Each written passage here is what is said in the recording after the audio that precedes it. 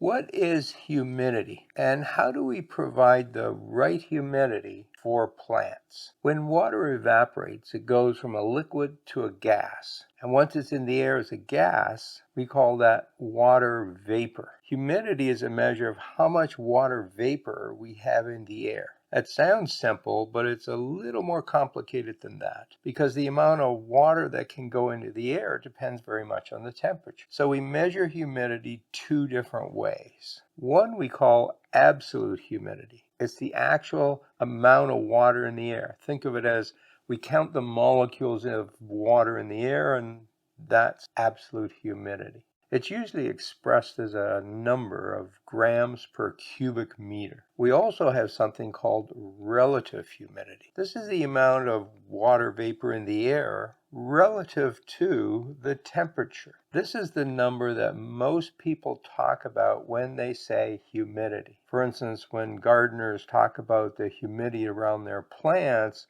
they're talking about relative humidity. When the weather forecaster comes on and says, oh, today's humidity is 45%, that's relative humidity.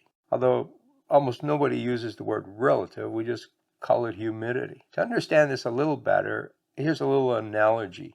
Let's say we have 100 people and we put them into a small room. It's really crowded. You might not be able to get any more people in there because it's full. Now we take those 100 people and we put them in a big gymnasium. Now there's lots of room. Still 100 people, but there's lots of space between them. The people are molecules of water vapor. The rooms are the temperature. So when we take a small number of water molecules and we put them into a small room, which is a low temperature, it's crowded and it fills up very quickly. But when we take that same amount of water and we put it into a large room, a high temperature, there's lots more space. Let's say our air is pretty saturated with water. It's 100% humidity. And now the temperature drops. This happens particularly in spring and fall at nighttime. The temperature slowly drops. Now we have too much humidity in the air. What happens? Well, it turns back into water and it settles as water droplets on plants and on our windows. That dew that you see in the morning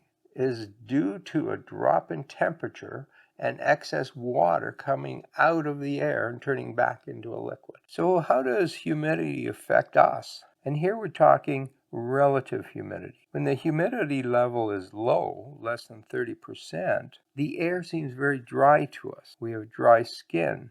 Our throat gets scratchy. It may even irritate our eyes. When humidity levels are very high, more than 70%, the air feels very sticky. It's muggy. We might even have problems breathing. And we generally feel warmer. Now, why would we feel warmer? Well, our bodies are continually metabolizing. We're continually burning up energy to carry out all the molecular reactions that have to take place to keep us alive. And that creates heat. So our bodies are constantly producing heat. The way we get rid of that heat is by sweating. And sweat is water. So our skin lets some of the water out, and on the surface of our skin, it turns into water vapor, which has a cooling effect. That's what's cooling our bodies. When we're in a high humidity environment, our sweat can't evaporate. The air around us is full.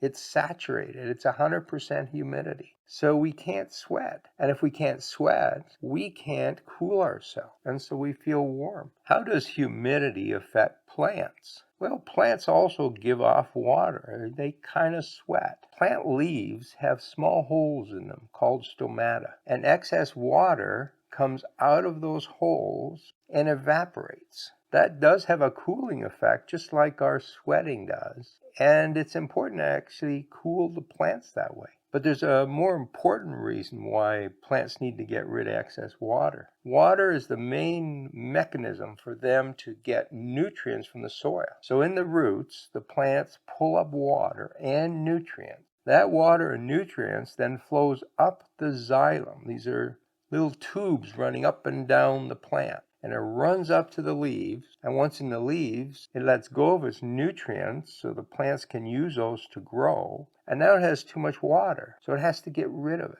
That excess water that's moving up the plant continually comes out of those stomata. That works very well in dry air, but if the humidity is too high, then plants have the same problem as us. It has trouble getting the water to leave the leaves. It can't enter the air because the air is saturated. If we look at different humidity levels, and again here we're talking about relative humidity, dry air tends to pull moisture out of the plant. And in fact, with plants, it can draw it out faster than the roots can replace it. And you end up with dry leaves, crinkly leaves. Flower buds actually use a lot of moisture, and if they can't get enough because it's evaporating, then they dry up too. At the opposite end of the spectrum, we have high humidity, over 80%. Now the plant has trouble getting rid of its excess water. It's too wet. Mold develops. The leaves develop something called edema. These are little blisters of excess water on the leaves. So you can see that you're not that much different from a plant as far as humidity goes. And in fact, as far as nutrients go and a lot of our metabolism, we're also very similar to plants. But that's a story for another day. Both humans and plants like a humidity of around 50%. If it gets too high, it's not good for us. If it gets too low, it's too dry and it harms us. So we want to aim for that middle range, around 50%. I now keep my home at 50%. If I get more moisture than that, particularly in winter, I'll get condensation on the windows, which is not good for my home. If my humidity drops too low, it's not very comfortable in the winter. We get a lot of colds and scratchy throats. The solution to that is really simple. You have to have enough plants in your home. And in fact, I grow so many streptocarpus right now that it humidifies my home. Before I had all those plants, we were too dry and I was running a humidifier to add moisture to the air. Now I run a dehumidifier to keep it down to 50%. That's the best way to control humidity in a home. Humidifiers or dehumidifiers and get it around 50%.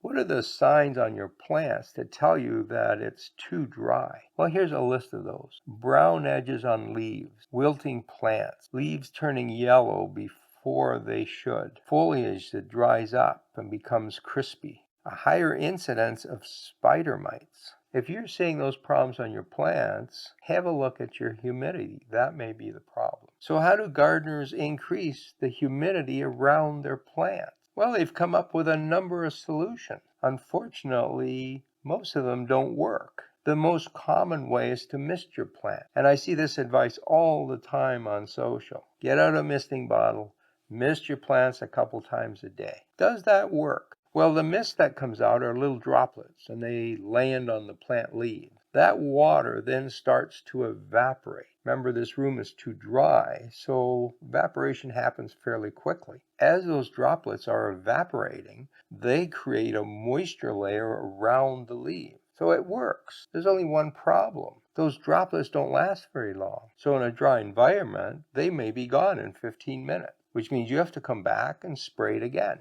every 15 minutes. Well, nobody does that. And that's why misting really doesn't work. Another very common solution, which I see all the time, is to use a pebble tray. This seems to make so much sense. We take a tray, we put some stones in there, we set the plant on top of that, and then we put a little water in there. We don't want the plant sitting in water. It's above the water, but the water evaporates. And so the idea is the water evaporates and it envelops the plant in high humidity. Plant's much happier. But that's not what happens. As soon as the water molecules in the dish evaporate, turn into a gas, they don't move up around the plant. They move out in all directions. And they move fairly quickly. They're trying to fill the whole room. And in fact, if the door in that room is open, they're trying to fill the air in the whole house. So the pebble tray does increase humidity right above the pebble tray. But by the time you get to the height of the plant, there's almost no increase in humidity. A few years ago, Brian Milligan was good enough to do some testing. And these are the numbers that he found. Right above the pebble tray, you increase the humidity by about 3%. Once you get to the top of the pot, you're down to about 1.5%. By the time you get to the main leaves of the plant, you're down to 0%.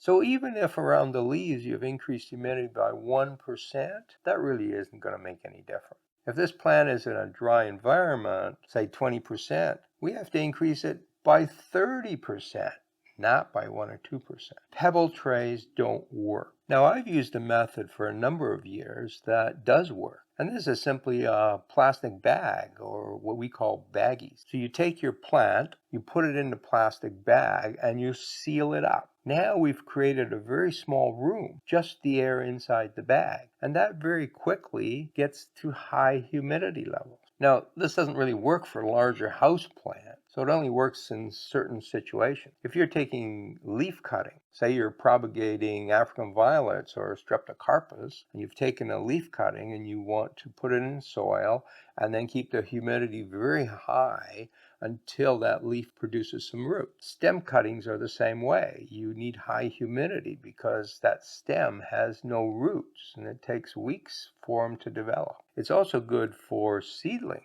Now, large seedlings don't really need high humidity around them. I know people use humidity domes. For most of the seeds you germinate, it's not needed. But for fine seeds, you do want it because the seed is laying on top of the soil. So the bottom of the seed is touching wet soil, but the top is in the air. And if the air is too dry, it slows down and may even prevent germination. So with fine seed, what I like to do is sprinkle it on top and then put it in a baggie until they germinate. Now, I know this method works because I use it a lot, but I've never seen any data for it. What kind of humidity do these bags actually create? So I decided to test it. I took a pot of soil, put it in a baggie, closed it up, measured humidity.